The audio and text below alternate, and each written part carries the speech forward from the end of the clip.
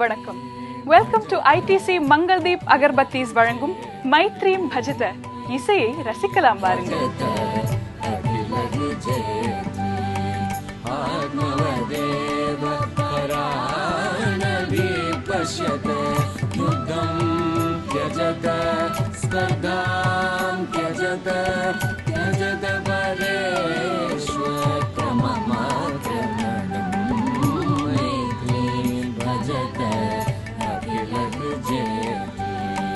जननी पृथ्वी कामदुःखास्ते जनको देवः सकल दयालु काम्य दत्त दयद्रो जनद श्रेयो भूयात् सकल जनानां श्रेयो भूयात् सकल जनानां श्रेयो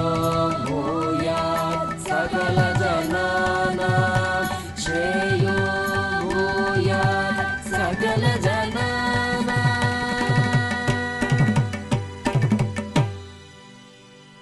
ஒவ்வொரு வாரமும் நம்ம இந்த நிகழ்ச்சியில பாக்குற மாதிரி இந்த வாரமும் இறைவனோட நாமத்தை ஒரு நாம சங்கீர்த்தனத்தின் மூலமா சொல்லி இந்த நிகழ்ச்சியை தொடங்குவோம். கமலா வல்லபம் கோவிந்தா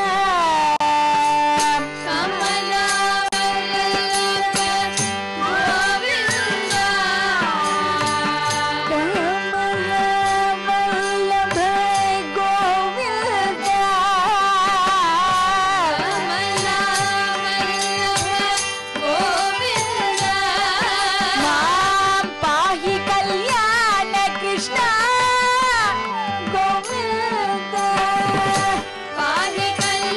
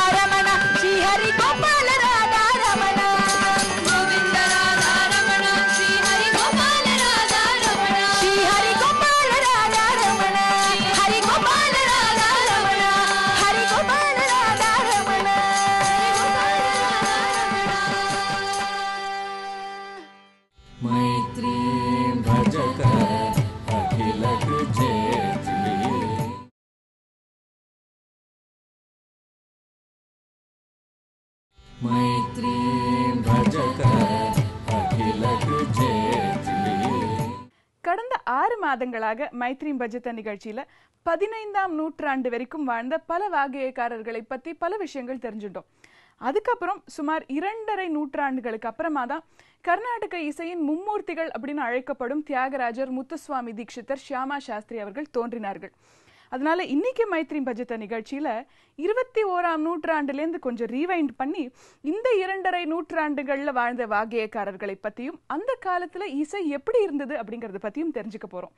இத பத்தி பேசுறதுக்கு நம்ம ஸ்டுடியோக்கு இன்னைக்கு ஒரு செலிபிரிட்டி கெஸ்ட் வந்திருக்காரு. இவர் செம்மங்குடி திரு ஸ்ரீனிவாச ஐயரால் நடமாடும் பல்கலைக்கழகம் அப்படின்னு போற்றப்பட்டவர். யாருக்கு இசை மேல எந்த கேள்வி வந்தாலும் இவர்கிட்ட உடனே போகக்கூடிய ஒரு பெரிய மியூசிக்காலஜிஸ்ட். எந்த வாகியக்காரரோட பேரை இவர்கிட்ட சொன்னாலும் உடனே அவங்களோட பயோகிராபிக்கல் டீடைல்ஸை இவர் ஃபிங்கர் டிப்ஸ்லயே வச்சிருப்பாரு, எடுத்து சொல்வாரு. இவ்வளவு பெரிய ஒரு மியூசிக்காலஜிஸ்ட், ஒரு குருவை இன்னைக்கு மைத்ரீம் பஜத நிகழ்ச்சியில நம்ம சந்திக்க போற இந்த சிறப்பு விருந்தினர் ப்ரொஃபசர் SR ஜானகிராமன். 15th centuryலேருந்து இந்த golden period of Carnatic music மும்மூர்த்திகள் வந்த டயத்து வரைக்கும் 1750 வரைக்கும் இந்த 2.5 centuries இருந்திருக்கு இல்லையா? அதில் நிறைய கம்போசர்ஸ் நமக்கு தெரியும், சில பேர் நமக்கு பழக்கத்தில் அவ்வளோ பேர்லாம் வந்திருக்காது. இப்போ இந்த பீரியடில் முக்கியமான டெவலப்மெண்ட்ஸ் என்ன? சங்கீத சரித்திரத்தை பார்த்தோம்னா முன்னாடி நடந்த சம்பவங்கள் ஒன்னொன்னும் அஸ்திவாரமாக அமைஞ்சு அதுக்கு மேலே படிப்படியாக வளர்ந்துட்டு போகிறது. படி ஏறிட்டு போகிறோம், மச்சுப்படி ஏறிட்டு போகிறோம். 4 படி ஆகி 5 படி ஆகணும்னு நான் பின்னாடி வந்து 4 படி விட்டுவிட போகிறதில்ல, இடிச்சுட்டு விட போகிறதில்ல. அப்புறம் அதனால் அது மேலே போயிட்டு இருக்கணும் இல்லையோ. அதனால் அந்த முதல்ல நடந்த, அதற்கு முந்தி நடந்த விஷயங்கள், சமாச்சாரங்கள், அனுபவங்கள், வாக்கியக்காரர்களுடைய அனுபவங்கள், அவளுடைய கான்ட்ரிபியூஷன் எல்லாம் தொடர்ந்து வந்துட்டே இருக்கும். அன்னமாச்சாரியா சொன்னாப்புல தெகது பாப்பமும் தீரது புண்ணியமுன்னார். தீரது புண்ணியம்ங்கிறது பண்ணியாச்சு, அவ்வளோதான், இவ்வளோ நிறையா பண்ணிட்டோம், இனிமேல் இவ்வளோதான் விட்டு அது நிற்கக்கூடிய சமாச்சாரம். தீரது எத்தனை வேணாலும் புண்ணியம் பண்ணிட்டு இருக்கலாம். அந்த மாதிரி இந்த 15வது நூற்றாண்டுக்கு சரித்திரத்தினுக்கு வந்தோம்னா அதுக்கு முன்னாடி நடந்த சம்பவங்கள், அந்த சமாச்சாரங்கள்லாம் மறக்க முடியாது. அதனுடைய மேற்படியில் தான், அதனுடைய அஸ்திவாரத்தில் தான் மேலே மேலே இந்த அவர். இப்போ தேவார காலத்துலன்னு பார்த்தோம்னாக்கா பக்தி இருந்திருக்கு. பக்தி தமிழில் இருந்து சாகித்யங்கள் இருந்திருக்கு, சமஸ்கிருதத்தில் சாகித்யங்கள் இருந்திருக்கு, தெலுங்கில் சாகித்யங்கள் இருந்திருக்கு, கன்னடத்தில் சாகித்யங்கள் இருந்திருக்கு, எல்லாம் இருக்கு. இந்த 15ஆம் நூற்றாண்டில் ஒரு முக்கியமாக சொல்ல வேண்டியது என்னன்னா, தமிழ் லோர் அண்ட் பக்திங்கிறத கொஞ்சம் ஃபோக்கஸ் பண்ணி பார்த்தோம்னாக்க, இந்த கீர்த்தனா ஃபார்ம் தமிழில் வந்து கீர்த்தனை பல்லவி, அனுபல்லவி, சரணம். அந்த பல்லவி, அனுபல்லவி, சரணத்தை பற்றி முன்னாடியே வந்திருக்கும், பிரபந்தங்கள்லாம் சொல்லியிருக்கலாம். பட் அந்த கீர்த்தனை, அந்த தமிழ் கீர்த்தனங்கள்னு வரும்போது பல்லவி, அனுபல்லவி, சரணத்தோடு உண்டான கீர்த்தனங்கள் தமிழில் நமக்கு தெரிந்த அளவில் ஒரு 15வது நூற்றாண்டுலேருந்து 15 நூற்றாண்டின் மத்தியிலேருந்து வந்ததுன்னு சொல்லலாம். அப்படி பார்க்குறபோது இந்த 16ஆம் நூற்றாண்டு கிட்டத்தட்ட வரும்போது நமது முத்துத்தாண்டவர் வருகிறார். முத்துத்தாண்டவருங்கிறவர் சீர்காழியை சேர்ந்தவர். அவருடைய கீர்த்தனங்கள், தமிழ் கீர்த்தனங்களில் வந்து முதல்ல பல்லவி, அனுபல்லவி, சரணம் என்கிறதா பாகங்கள் தெரியுது. அதுக்கு முன்னாடி இந்த பாகங்கள் எல்லாம் கிடையாதா? அதுக்கு முன்னாடி அதான் சொல்றேன், அதுக்கு முன்னாடி இருந்த பாகங்கள்னா நாராயண தீர்த்தர், அவரும் 17ஆம் நூற்றாண்டு தான். அதுக்கு முன்னாடி இருந்ததெல்லாம் உத்கிராகம், துருவம், பல்லவி, சரணங்கள் மாத்திரம். அஷ்டபதியில் பார்த்தோம்னா சரணம் கிடையாது. ஆமாம். அப்புறம் வந்து தேவாரம், திருப்பாவை, அதெல்லாம் திவ்ய பிரங்கள்லாம் பார்த்தோம்னா எல்லாம் போய்ட்ரியாக தான் இருக்கும். Not demarcated into pallavi, anupallavi and charanam, something like that. இருந்தாலும் இந்த பல்லவிங்கிறது முதல் நிலை, இறுதி நிலை, மத்திய நிலை, இறுதி நிலை, அந்த மாதிரியான அதை பற்றியெல்லாம் சிலப்பதிகாரத்திலேயே தமிழ் இசையை பற்றி இசை நுணுக்கம் ராமநாதன் விவரமாக சொல்லியிருக்கார். S Ramanathan, doctor Ramanathan. அந்த மாதிரி இருந்திருக்கு. பட் அந்த கீர்த்தனங்கள் அந்த பிரபந்தங்கள்னு வரும்போது அதில் அந்த பாகுபாடு பல்லவி அனுபவி சரணத்தோட நமக்கு தெரியல. அதே மாதிரி தேவாரமும் கூட தேவாரம் பதிகங்களாக இருக்க வேண்டிய பல்லவி அனுபவி சரணம்ங்கிறதோட அஷ்டபதி வரும்போது உத்கிராகம் துருவம் அப்படிங்கிறது நல்லா கிளீனாக தெரியுது. பல்லவிங்கிறது முதல் பாகம், உத்கிராகம் துருவம்ங்கிறது சரணம் முக்கியமான பாகம். அது வந்து நமக்கு இதில் அஷ்டபதியில் தெரியுது. நாராயண தீர்த்தர் தரங்கம் வரும்போது அவர் 17th செஞ்சுரியில் வந்துட்டார். அதாவது எப்பவுமே ஒரு செஞ்சுரி பற்றி படிக்கிறபோது இன்னொரு செஞ்சுரியினுடைய ரெண்டு காம்பினேஷன் வரும். இது ஆரம்பமும் ஒன்று சேரும், அதனுடைய பீரியடு முடிவும் பின்னாடி வரப்போகிறதோட ஒன்று சேரும். அந்த மாதிரி ஒரு coupling, we find a coupling between the previous centuries and the forthcoming centuries. ஆமா, இந்த எபிசோடே ஒரு கப்ளிங் தான். இந்த ப்ரீவியஸ் செஞ்சுரிஸுக்கும் அடுத்த வர மும்மூர்த்திகள் ஈராக்கும் ஒரு கப்ளிங் தான். அது முத்துத்தாண்டவர் உருப்படிகள்ல ஒரு பல்லவி அனுபவி சரணத்தோட இருக்குன்னாக்க எல்லா உருப்படிகளிலுமே இருக்கு. இல்ல அது இல்லாத உருப்படிகள் இல்லைன்னு சொல்ல முடியாது.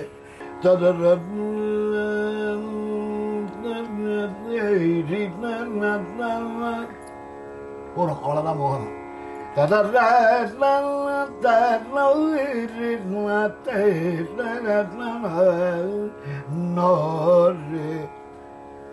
அருமருந்தொரு தனி மருந்து அம்பலத்தை கண்டேனே. அவருடைய ஜீவித சரித்திரத்தில் அவருக்கு ஒரு வியாதி பீடித்ததாகவும் அதிலேந்து அந்த சமயத்தில் அவர் ரொம்ப பாதப்பட்ட போதும் பாடினதாகவும் சொல்லப்படுகிறது. அது நடராஜ பெருமானுக்கு ஒரு மருந்தா. அருமருந்தொரு தனி மருந்து அம்பலத்தே கண்டேனே, திருமருந்துடன் பாக மருந்து தில்லையம்பல தாண்டு மருந்து, தில்லையம்பல தாடு திருமருந்துடன் பாக மருந்து தில்லையம்பல தாடு மருந்து, இருவினைகள் அறுக்கும் மருந்து ஏழை அடியார்க்கு இறங்கும் மருந்து, அருமருந்தொரு தனி மருந்து. அருமருந்தொரு தனி மருந்துன்னு பல்லவி அனுபவிச்சதுக்கு திருமருந்துடன் அந்த எதிரை மோனைங்கிறதுலாம் தமிழ் நிச்சயமா இருக்கும். சமஸ்கிருதத்தில் வந்து யாவது இல்லாமல் இருக்கலாம், தித்யாட்சர பிராசம்ங்கிறது இல்லாமல் இருக்கலாம், சில இடங்களில் எத்தி விட்டு போயிருக்கலாம். ஆனால் தமிழ மாத்திரம் பொயட்டிக்ஸ் லா ஆஃப் பொயட்டிக்ஸ் பிரகாரமாக தான் எரிகை மோனை அதெல்லாம் அது நிச்சயமா இருக்கணும். அதெல்லாம் கண்டிப்பாக பார்க்கலாம். முத்துத்தாண்டவர் அவர் உருப்படி. ஆனால் முத்துத்தாண்டவருடைய உருப்படிகள் இது முதல் இல்லை. அவருடைய முதல் உருப்படி என்னன்னாக்க அவருக்கு அவருடைய சரித்திரத்தில் சொல்றது அந்த ஊரை சேர்ந்த ஒரு பெண்மணி அவருடைய பக்தியையும் அவருடைய பெருந்திய ஒரு மேலாவிலாசத்தையும் பார்த்துவிட்டு, மேலாவிலாசம் ரொம்ப பெரிய பிரமாதம் ஒன்றும் படிக்கல, ஆனால் அதை பார்த்தாலே அவர் முகத்தை பார்த்தாலே ஒரு பிரகாசம், ஒரு பக்தி, ஒரு பகவத் பிரகாசம் கிராப்பில் தான் ஒரு பொண்ணுக்கு ஒரு பிடித்தம் ஏற்பட்டது. அப்புறம் அந்த பொண்ணு அவர் கோவிலில் மாட்டின்ட்டு சீர்காழி கோவிலில் மாட்டின்னு இருக்கிற போது அவன் கோவிலை பூட்டிட்டு போயிட்டான். அடுத்த நேரம் ராத்திரி முழுக்க அவர் அங்கேயே அவர் ரூமில் படுத்துட்டு இருந்துட்டார் ஒரு பிராகாரத்தில் எங்கேயோ. அப்போ பசி கட்டுறது ஏனுண்டார், பசி கட்டுறது. அப்போ ஒரு ஸ்திரீ ஒரு நாரிமணி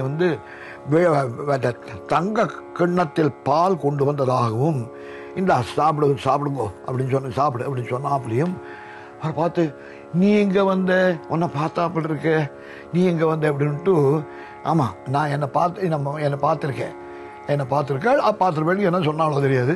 அவர் வாங்கி அது சாக்ஷாத் தேவி தான் அது நீ நான் சரி விடிந்தவுடன் நீ சிதம்பரம் போய் நடராஜ பெருமான் மேல பாடு அப்படின்னு சொன்னாவும். இதுதான் அவரோட முதல் பாட்டு. இதான் முதல் பாட்டு. அது என்னாக்க எனக்கு ஒன்றும் படிப்பு இல்லையே, நான் எப்படி பாடுறது அப்படின்னு. இல்லை நீ கவலைப்படாதே, கோவிலுக்குள்ள தெற்கு கோபுரத்து வழியா போற போது எந்த வார்த்தை அவனுக்கு காதல விடுறதோ அதிலேயும் வச்சு பாடு, உனக்கு தன்னால வரும் அப்படின்னு சொல்லலாம். அங்க போறபோது கோவிலுக்குள்ள சிதம்பரம் கோவில் நடராஜர் கோவிலுக்குள்ள போறது பூலோக கைலாசங்கிறது வார்த்தை காதல விழுந்துதான் இருக்கு. உடனே பூலோக கைலாசகிரி சிதம்பரம் அல்லால் புவனத்தில் வேறேதும் உண்டோ? பூலோக கைலாசகிரி சிதம்பரம் அல்லால் புவனத்தில் வேறேதும் உண்டோ? பூலோக கைலாசகிரி சிதம்பரம் அல்லால் புவனத்தில் வேறேதும் உண்டோ? இந்த கீர்த்தனத்தில் ஒரு அழகு என்னன்னா, அனுபவி முழுக்க சமஸ்கிருதம். சாலோக சாரூப்ய சாமீப்ய சாயுஜ்ய 4 பதவிகளும். சாலோக சாரூப்ய சாமீப்ய சாயுஜ்யம். சாலோக சமஸ்கிருத வார்த்தைகள். சாலோக சாரூப்ய சாமீப்ய சாயுஜ்ய சபைவாணர் ஆனந்த தாளவம் புரிவதா பூலோக கைலாசம் அல்லால். இதெல்லாம் நான் பண்ற விஷமம். அவர் அப்படி பாடியிருக்க மாட்டார், பாவம். அவர் பக்தி பரவசத்தோடு பாடியிருப்பார். கீர்த்தனமே பவப்பிரியாவில் பாடப்படுகிறது. அண்ணாமலை யூனிவர்சிட்டி பப்ளிகேஷனில் கூட சுவாமிநாத பிள்ளை ஸ்வரப்படுத்திய முத்துத்தாண்டவர் உருப்படிகளில் வந்து பவப்பிரியாவில் போட்டிருக்கு. அது வேற சமாச்சாரம். அதாவது 17வது நூற்றாண்டுக்கு முந்தி இருந்த வாగ్గேயக்காரர்களுடைய எந்த வாக்கு கீர்த்தனங்களுக்கும் ஒரிஜினல் தாத்து, ஒரிஜினல் சாகித்யம் வர்ணமெட்டுங்கிறது நமக்கு கிட்டவில்லை. அந்த ராகங்களும் தாளங்களும் ஏதோ கூறப்பட்டிருக்கின்றன. அதாவது of course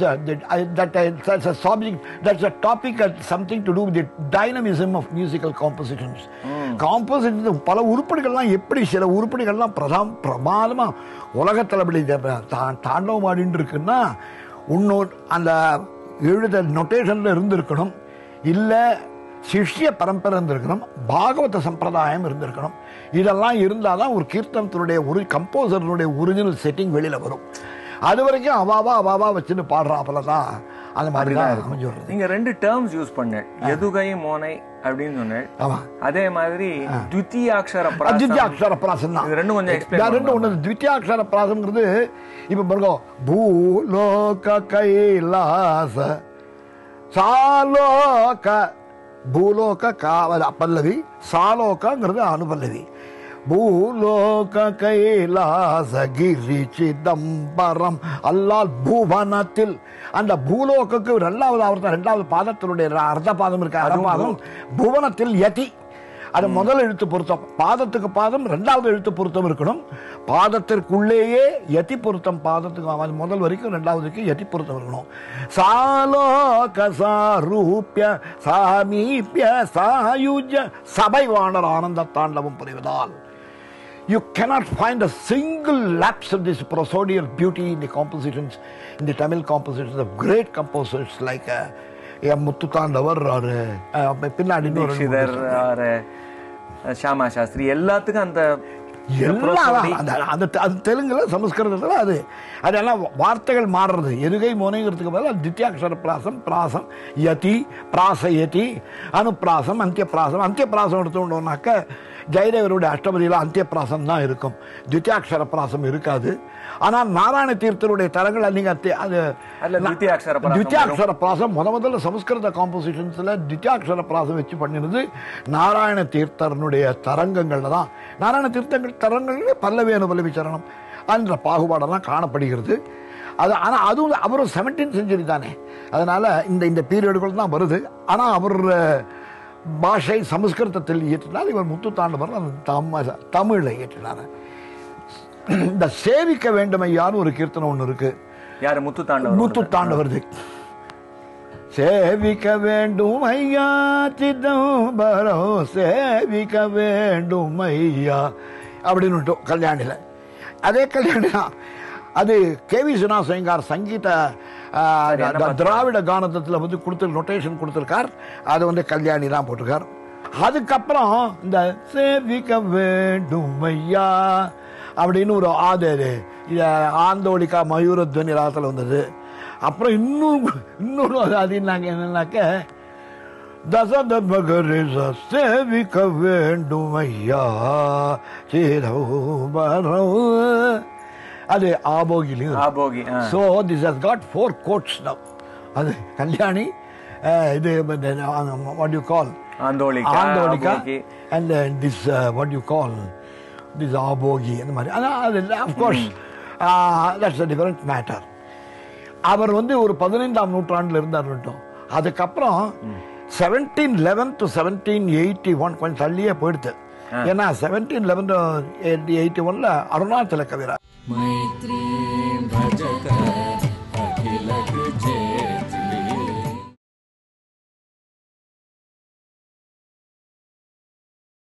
मैत्री भजत अखिलक जेतली.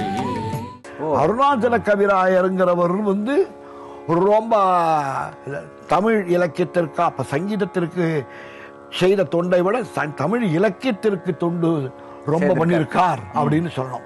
பல்லவியன விளைவி சரணங்களோட கீர்த்தனங்கள் உண்டு. அதில் இந்த அலங்காரங்கள், ஈறுசொல் அலங்காரம், சம்வாததரு, பாத்தர பிரத்யுத்தர, உத்தர பிரத்யுத்தரதரு, சம்வாததருன்னு பேர், உத்தர பிரத்யுத்தரதரு. ராமனுக்கும் பரசுராமனுக்கும் நடந்து வந்த இந்த தர்க்க அது சம்வாதம். அந்த கீர்த்தனங்கள் பல்லவி அந்த மாதிரி சரணங்களோட எல்லாம் அதே மாதிரி தோரணையில் அமைஞ்சிருக்கும். அந்த மாதிரி அது சாகித்யங்களில் பழமொழிகள்லாம் ரொம்ப வரும். சரணம் சரணம் ரகு ராமானி என்னை தற்காத்தருள் பரந்தாமா விரிகடல் வேந்தல் திருவடி சேர்ந்தேன் என் மேல் என்ன அங்கே பார்த்தாலா எல்லாம் கேர்ஃபுல்லாக அந்த வாக்கு விரிகடலுக்கு வாக்கு அதுக்கு மா யதி, வாக்கு மா வரலாம், சாக்கு தா வரலாம். அந்த மாதிரி தான் தமிழ் இலக்கியத்தில் செய்யுள் பாவையினுடைய லட்சணங்கள்லாம் அதை சொல்லியிருக்குது. ஸோ விரிகடல் வேந்தல் திருவடி சேர்ந்தேன் என் மேல என்ன அப்படின்னு பாடுவா. அது அவ்வளவு சரியில்லை. சேர்ந்தேன் என் மேல அபாச்சாரம் நமஸ்காரம். மட்டி மீன் ஒன்றோடொன்று மல்லாடி அமர்ப்பூணும், வழக்கு தீர்க்க போனேன் இதற்கா உன் மனம் கோணும் அப்படின்னு போட்டார் ஒரு போடு. மட்டி மீன் சமுத்திரராஜன் இல்லையோ, சமுத்திரராஜன் பாடின பாட்டுது. அது சேத்துபந்தன கட்டத்துக்கு முன்னாடி சமுத்திரம் அது பண்றாரு இல்லையோ, அவனுடைய கர்வத்தை அடக்கிறார் இல்லையோ, அது அந்த மட்டி மீன் ஒன்றோடொன்று மல்லாடி அமர்ப்பூணும், வழக்கு தீர்க்க போனேன் அதனால தான் கொஞ்சம் தாமதமாயிடுச்சு அப்படின்னு அந்த மாதிரியான ருச்சியான சாகித்யங்கள். அவதாரம் செய்திடுவீரே, அதுலேயும் பல்லவி அனுபல்லவி சரணங்கள் பிராச எதிகை மோன அமைப்புகள் எல்லாம் இருக்கும். ஒன்று கூட தென்படாமல் இருக்காது. இந்த அவதாரம் செய்திடுவீரேங்கிறது முதல்ல அவர் போட்டது ராமநாடக கீர்த்தனங்கள்னு சொல்லப்பட்டதான அவருடைய காம்போசிஷன்ஸுக்கு மெட்டு அவர் போட்டதல்ல, வர்ணமெட்டு அவர் அமைத்ததல்ல. அது அவருடைய ஆனந்த தாண்டவபுரம், திருத்தாண்டவா ஆனந்த தாண்டவபுரம் ஒரு ஊர் பேரு தஞ்சாவூர் ஜில்லால. தாண்டாபுரம் பேர் கொஞ்சம் அவசரத்தில் சொல்லுவா. அங்க வெங்கட்ராமையர் கோதண்டராமையர்னு 2 பேரு.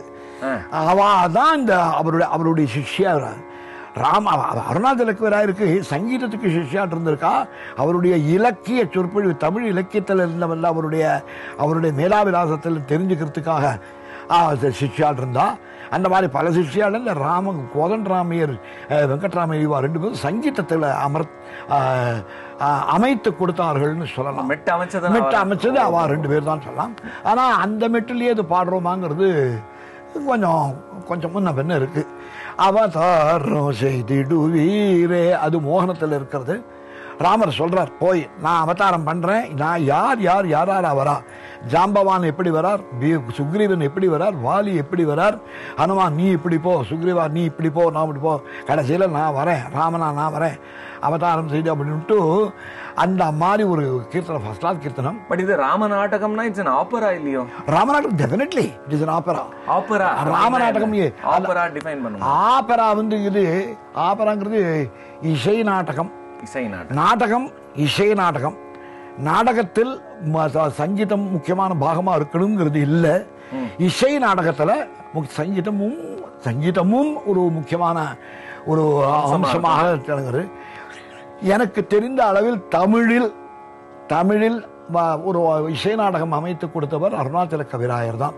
That forms a landmark in the history of music, Tamil மியூசிக்னு சொல்லலாம். श्रेयो भूयात् सकल जनानां